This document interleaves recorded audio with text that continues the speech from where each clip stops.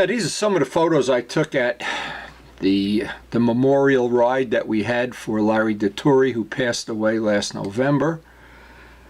What I wanted to show was this is something that I think is very nice.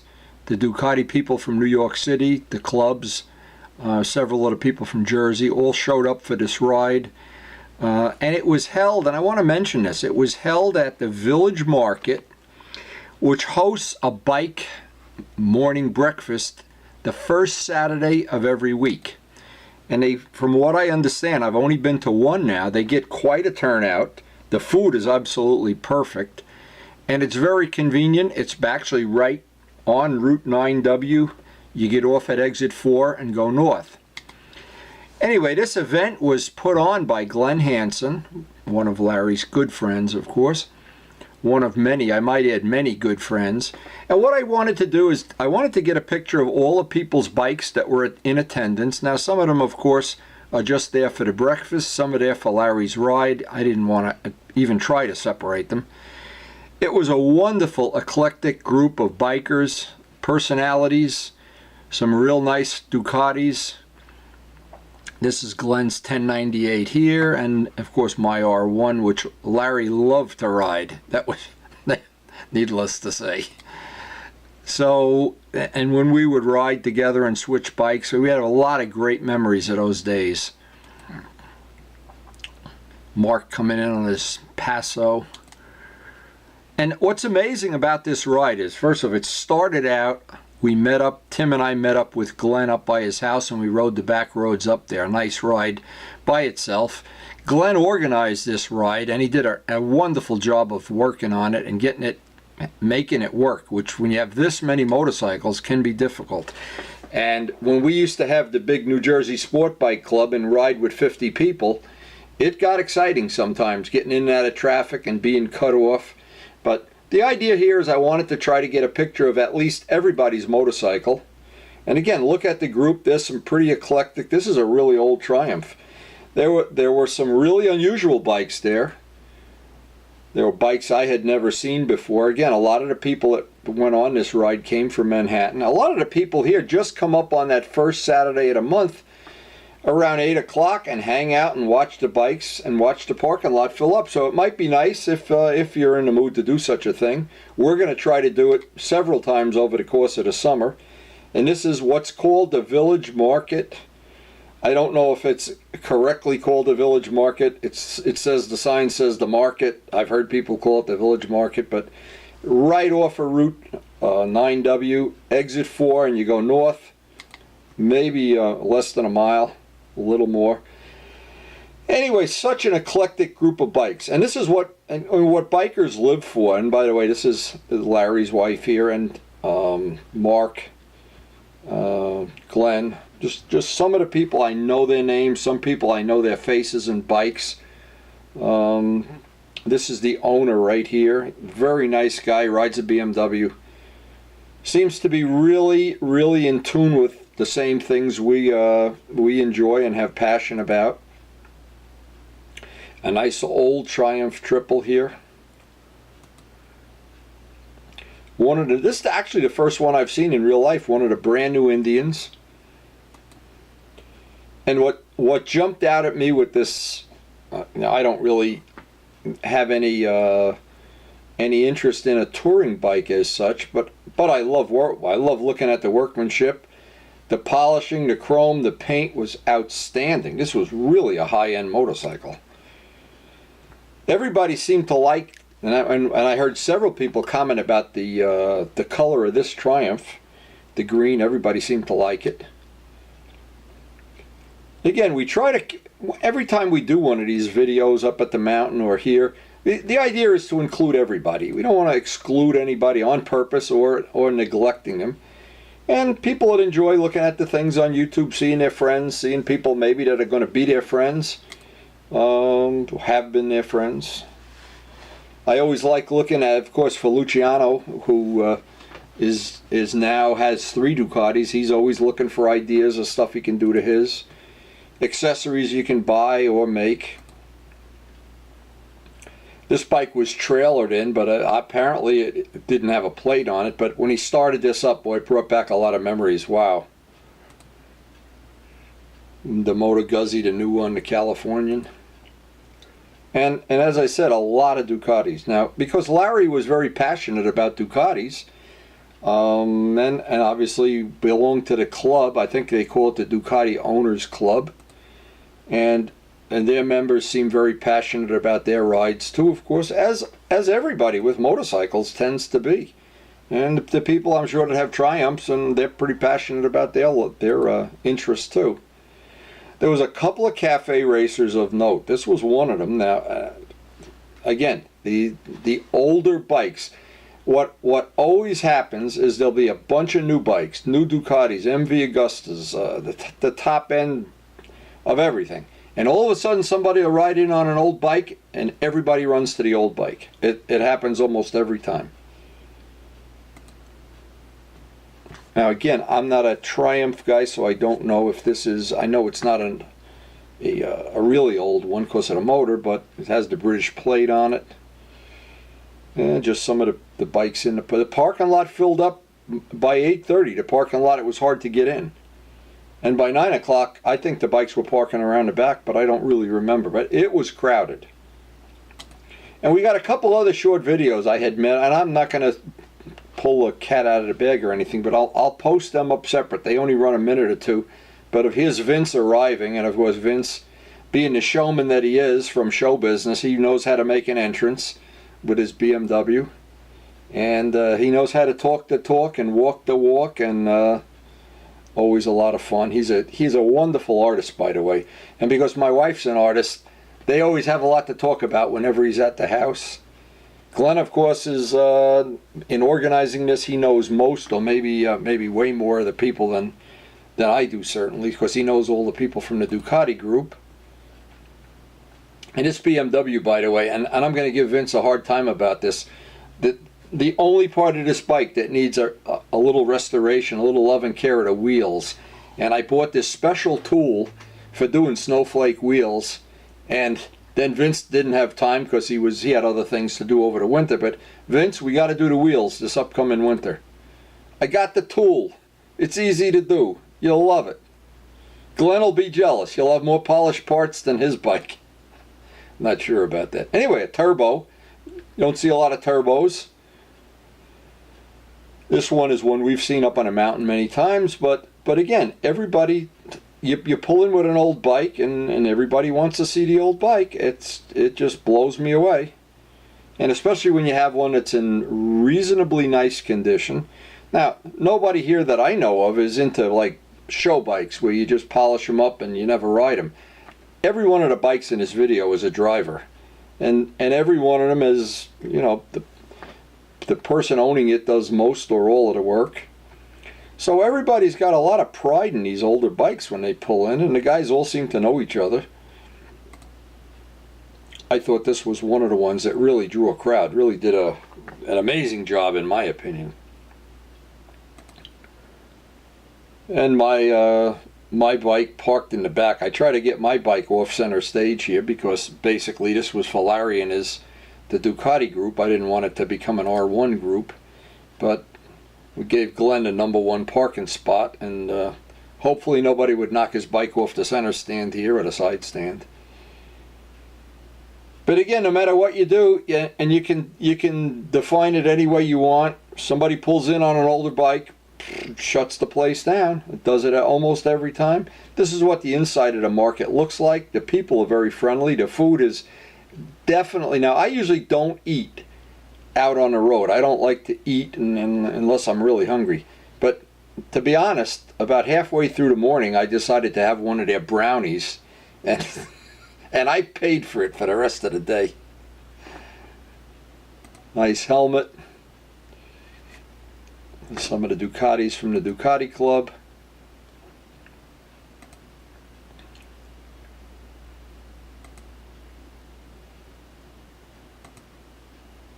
One of the people we had met up at ECS, he's just got a new $9.99 track bike, and this is his Ducati here that he's become a complete Ducati collector, I guess. When you have two, I guess it's a collection. I don't know. Anyway, the one we've seen this one before with the chrome tank, and I understand this is a very rare version. Not to get a couple of shots of that for anybody that has that kind of an interest. This, I think, but again, I'm not sure, and maybe I'm wrong here, because the owner had a BMW this color, and again, I don't know. This may not be his bike. There were several BMWs there. And what I did about every 10 minutes, I'd take 20 minutes or an hour, I guess, take a shot of how the parking lot was filling up. But basically, all these pictures were taken very early on in the day. I think this is the fella that owns the chrome Ducati. Looking at some of the fancy helmets. Now, we finished Joe's Agostini replica helmet. That came out real nice, and I thought I'd take a picture of this one in case he wants to have even one with Wilder paint, or Wilder trim, or whatever. And as you just walk through the crowd, it's the same thing no matter who you have that has a motorcycle. Now, and in the case, every one of the people in this picture has a different type of motorcycle, but we all appreciate what the other person has, their riding skill, their restoration skill, whatever skills they bring to the table. And this is a nice Guzzi. And I know Pokey's in love with Guzzis, but there were quite a few Guzzis there too. Shouldn't say that. An ST4.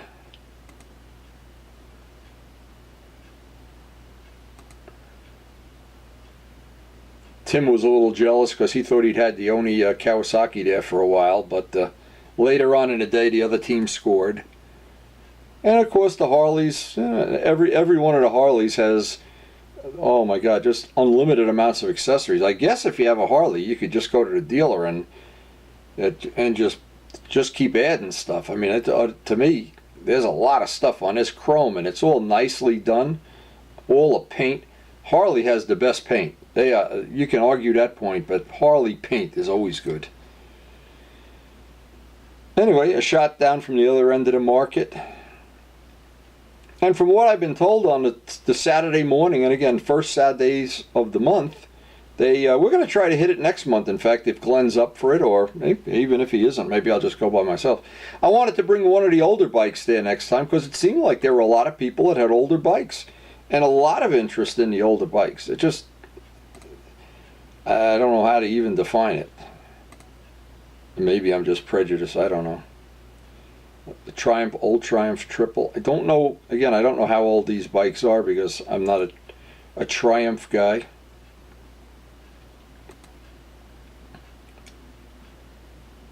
Now this was an unusual bike. This was an old 750 Honda. And on the tank, this is pretty funny, on a tank there's big letters that say 78. Obviously it's a 1978. So I had asked some of the people standing around, I said, hey guys, you guys that think you know everything about motorcycles, I'll bet there isn't one person here can guess what year this bike is. Not one person guessed 78. It was a 78. Oh my God, it was fun. This was quite a unique bike, and he had the old school tires, which I'm not sure they even make them anymore. They look like the tires that belong on a World War II Jeep or something. Anyway, pretty cool.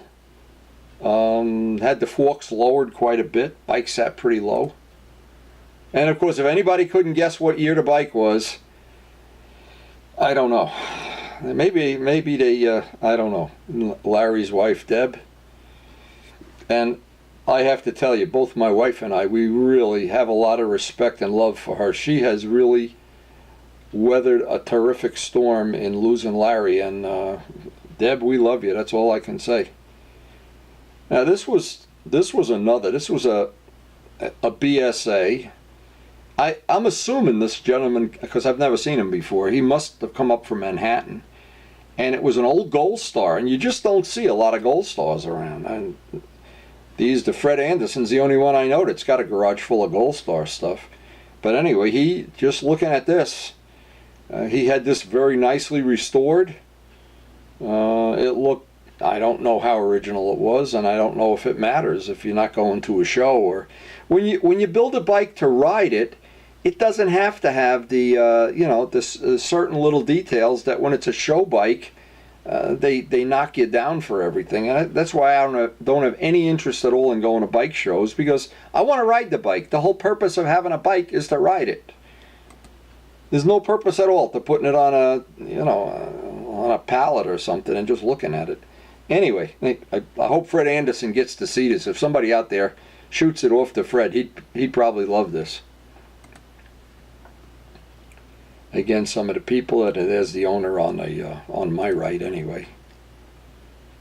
Deb and Glenn. Vince over there trying to knock the R1 off the kickstand. Finally got to see one of these out in real life. Actually, they look pretty nice. They are retro, in fact. They look very, very retro. I mean, if you painted this bike army color and put a star on a tank, you could put it in a Steven Spielberg movie. Very cool. More Guzzies. This lady had a little Pomeranian in a pocketbook or a carry-all. And of course our favorite, our absolute favorite guy, Jose. When Jose pulls in, now see, Jose's not he's been to a lot of bike rally. He's been around the world. He's been to Lithuania and everything on a motorcycle. But Jose likes to make the final entrance. He lets everybody get there. Then he comes flying down the block, wide open, does a big stop. He slides the tire, pulls into the parking lot sideways. What a guy.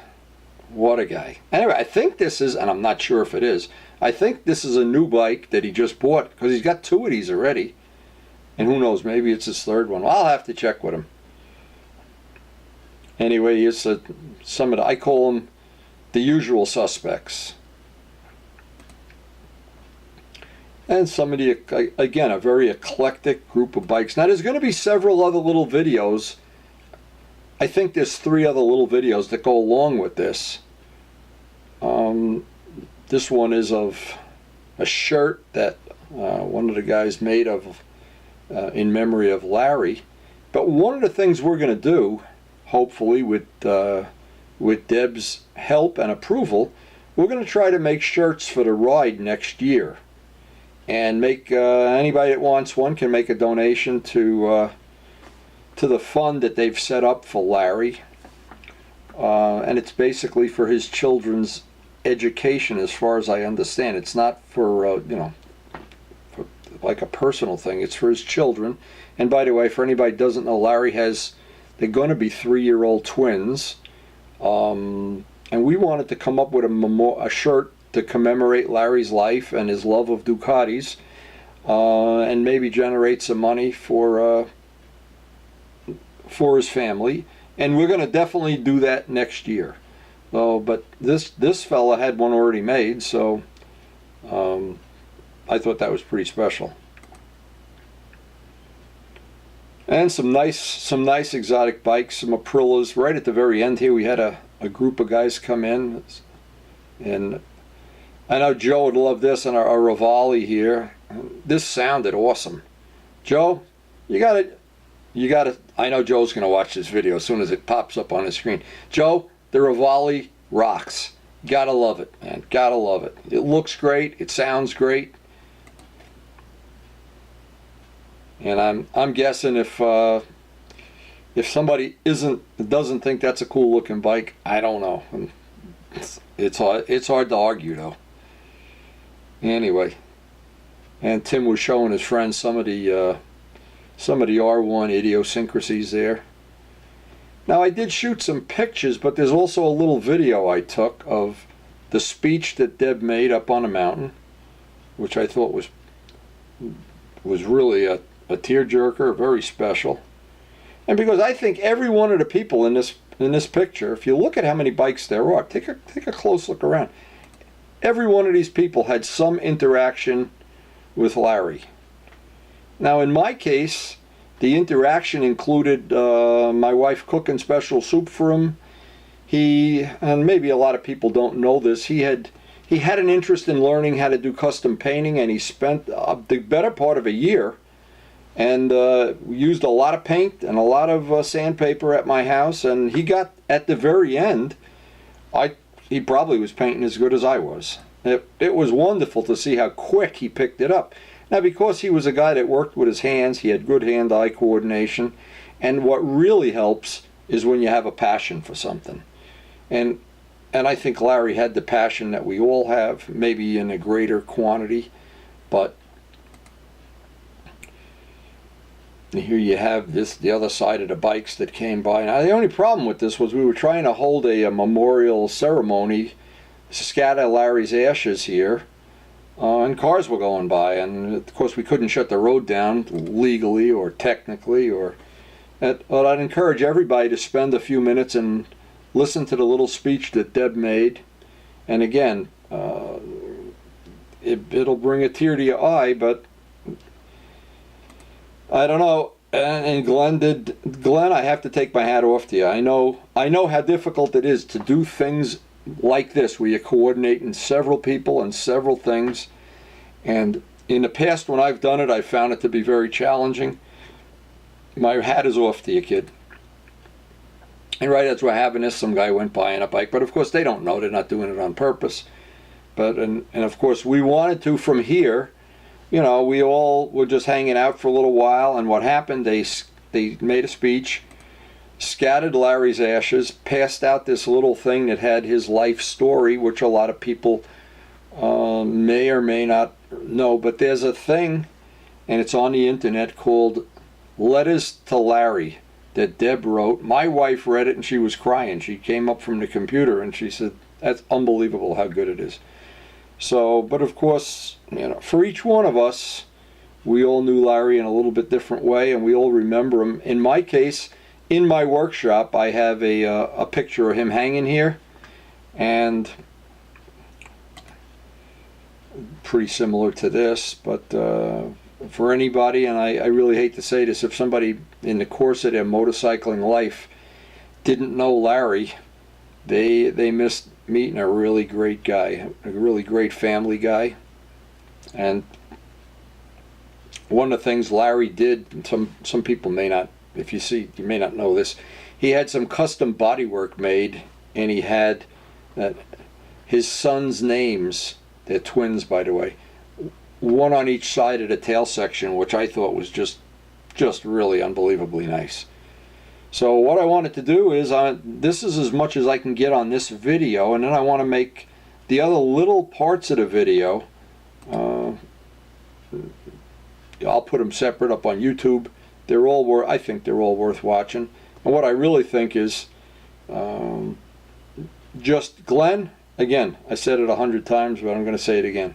You really stepped up to the plate here, and I can't thank you enough. And I'm sure Larry was looking down on us. Perfect weather, a great turnout, and a lot of Ducatis.